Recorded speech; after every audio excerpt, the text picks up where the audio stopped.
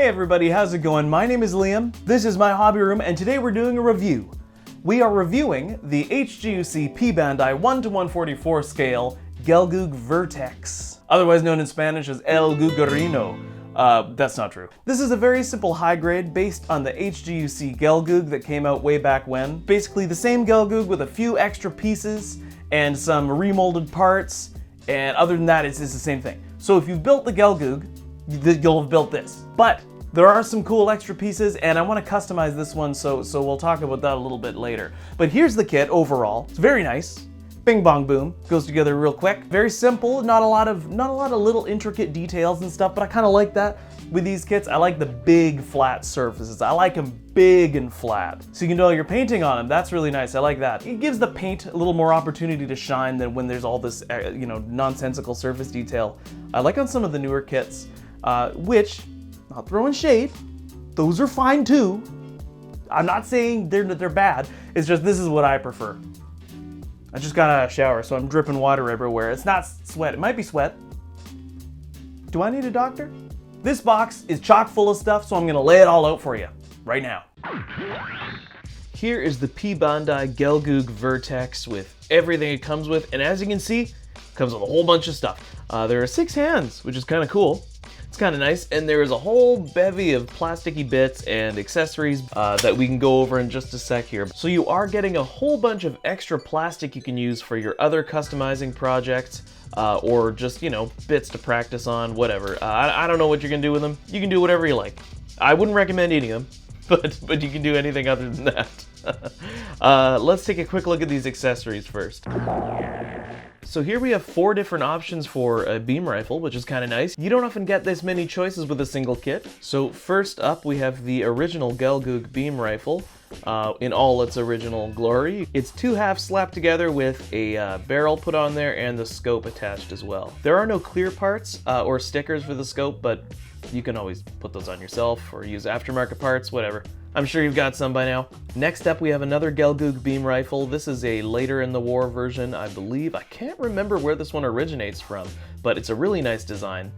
This is really cool. I'm gonna save this for something else. I'm probably not gonna put it on this kit, but I do really enjoy it. There is a sticker for the scope here, or you can use, whatever parts you want to put in there.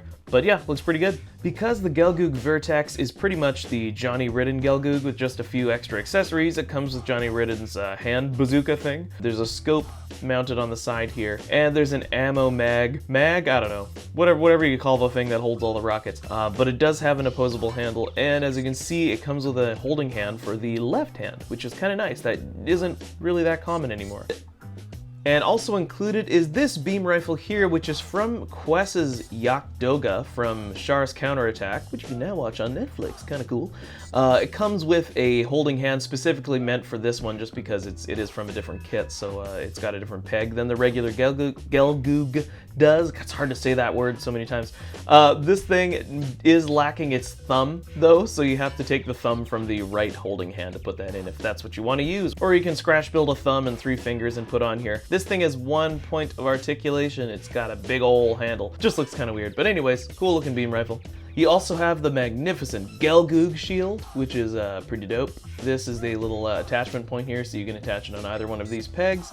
And there is a little clip that you can pop into either side, which can hold the hilt for the beam naginata. And this is just the regular Gelgoog shield. There's no special parts or anything on here. But the shield does have a lot of great molded detail, which is kind of nice for a kit that's, I guess, by today's standards, kind of old. But whatever, looks good.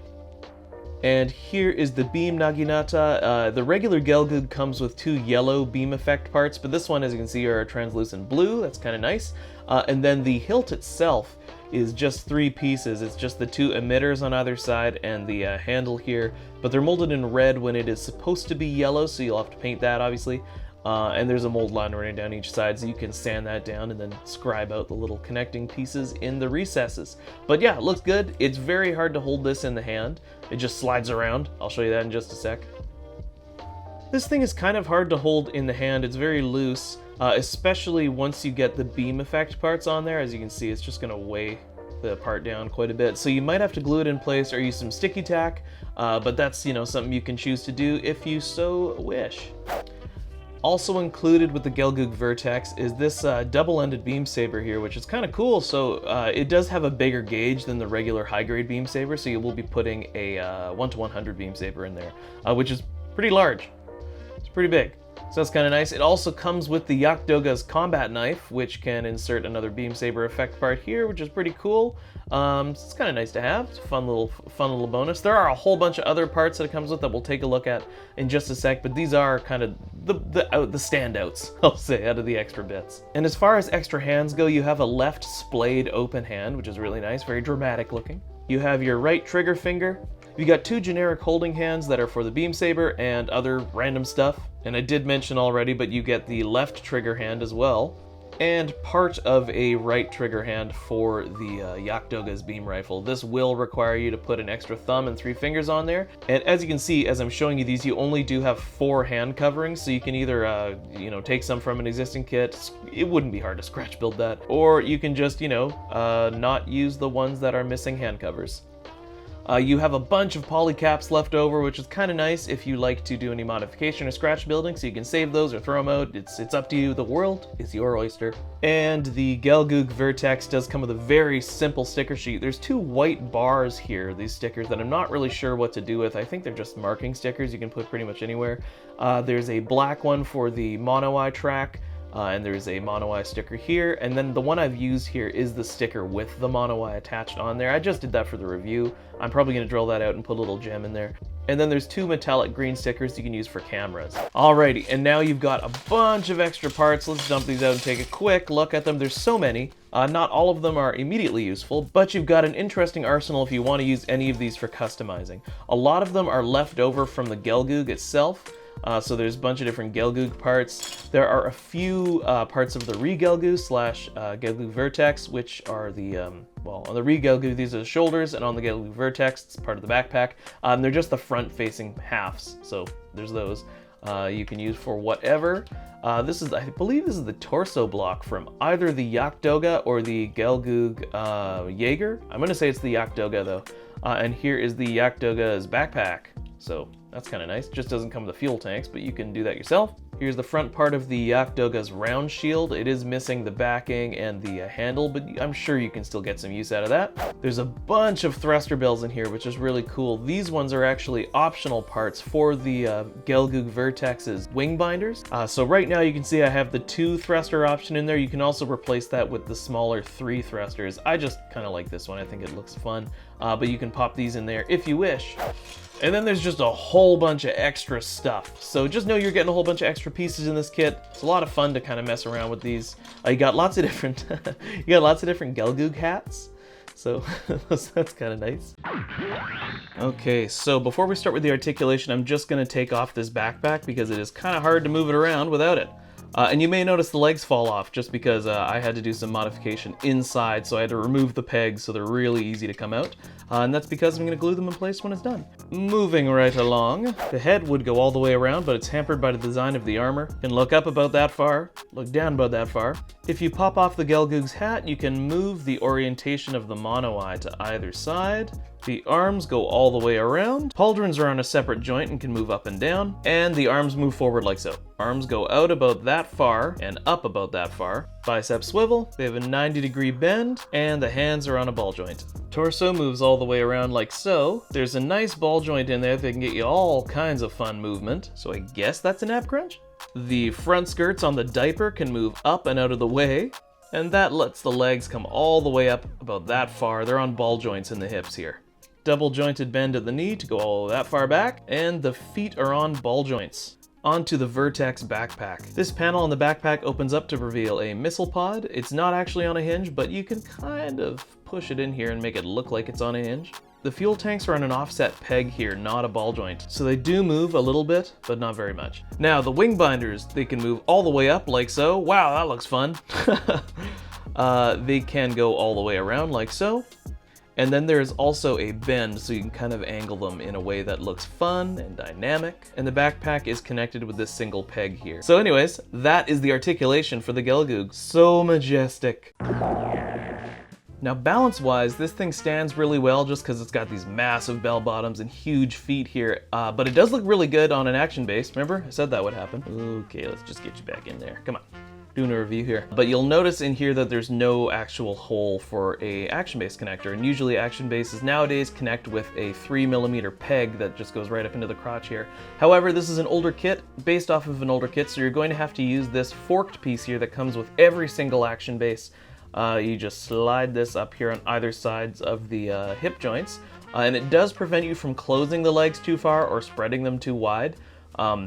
Which is, okay, we're just gonna take those off for now.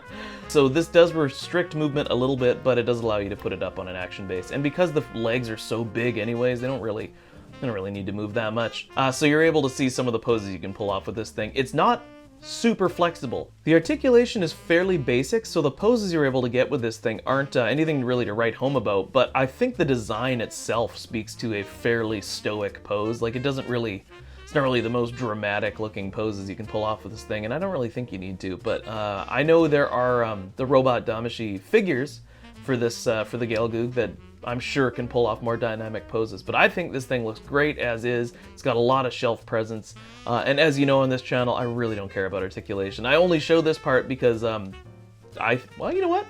I don't know why I showed the articulation. I might stop, I don't know. You can put that in the comments too if you're interested in articulation, or if you want me to just stop showing it, because I don't think it really matters, to me anyways. So despite being based off of an older kit and not exactly the flashiest mobile suit, especially when compared to some of the stuff out of Gundam Seed and Gundam 00, personally I really like this kind of aesthetic. You guys know I love big flat surfaces or curved surfaces that don't have a ton of detail on them. This thing is pretty light for seam lines despite its age, which is kind of nice. There are a few here and there, namely on the back of the legs here, which I might just turn into a panel line. I don't really think it's that egregious. But the kit itself, I think, is really, really nice. I really like how simple and understated it is, because the main feature of the Gelgoog is its design, is its aesthetic. Look at these giant bell bottoms. They're so nice. They're fun. And it's just such a great design from Kuniya Okawara. So anyways, I love this kit. I love all the Gelgoog variants. I'll probably get more just because the Gelgoog is so much fun. Especially fun to paint. If you're looking at a great kit to practice your painting on, pick up a Gelgoog, just because of out of all the massive surfaces there, you can really let your painting shine. So I hope you guys have fun with that. So when I was building this, there were a few different ideas that came to mind. I could do a regular style Gunpla custom that I normally do, but then I was like, well, what do I do? What do I do? What should I do, right? And then I thought of doing a conversion. So what if I turned this into something else? And so I found this image here when I was hunting around on the old Google machine, Gelgoogle. And I thought it looked really cool, and then I realized it's a Warhammer thing. This is going to be a fairly simple conversion in terms of modification. Not that much needs to change to the mechanics of the kit, though I am going to be adding quite a bit of surface detail, because what I want to do is change the scale. So I'm going to be changing the scale of this mobile suit from 1 to 144 scale to whatever scale Warhammer's in. It's probably like 160 something, 164. I don't know. I don't think they use a scale. I think they use millimeters. Because it's vaguer and they can throw a bunch of stuff in there and be like, yeah, sure, that looks about right. I'm going to change things up. I'm going to change the scale of this by changing the level of detail, how it appears, because obviously in 1 to 144 scale, there are certain details that are just too small to be represented. So now that this is a different scale, I'm going to make some of those details bigger. I'm going to add some rivets. We got lots of rivets. I'm going to be adding, actually a good friend of mine, so Hale lent me a bunch of, we didn't lend them to me, I'm going to be using them for this kit. So I won't be able to give them back, but he did lend me a bunch of little Warhammer Greeblies, a bunch of Space Marine ones. So I'm going to do this like a Space Marine guy. Primaris Gelgoog, Primaris Mallet Gelgoog, I don't know, I haven't thought of the name yet. But anyways, I'm going to use this picture as kind of a guide. I'm going to use that as a visual theme guide. So that'll be a fun video. Let's make a tutorial out of it. I'll show you guys some basics about customization. I know I did a basics on customization video for my 1 to 144 scale Hydra Gundam. Though I'm going to be doing things a little different this time, so there's going to be a little bit of sculpting as well, so I thought I'd show you guys that. So I will get to work on that video. I realized in another video I did say there was going to be a resin tutorial coming. However, the footage of me filming that just went so sideways, and now I can't think of that project without getting a headache, so I'm not thinking about it. Ow. So we're gonna pause. We're gonna hit pause on that. And we're gonna come back to that later. What do the business people say? We're gonna circle back on that later. So for now, I hope you enjoyed the review. Stay tuned and we'll take a look at a customization tutorial, turning a Gunpla kit into a Warhammer thing. So be kind to one another, and I will see you guys next time on Liam's Hobby Room.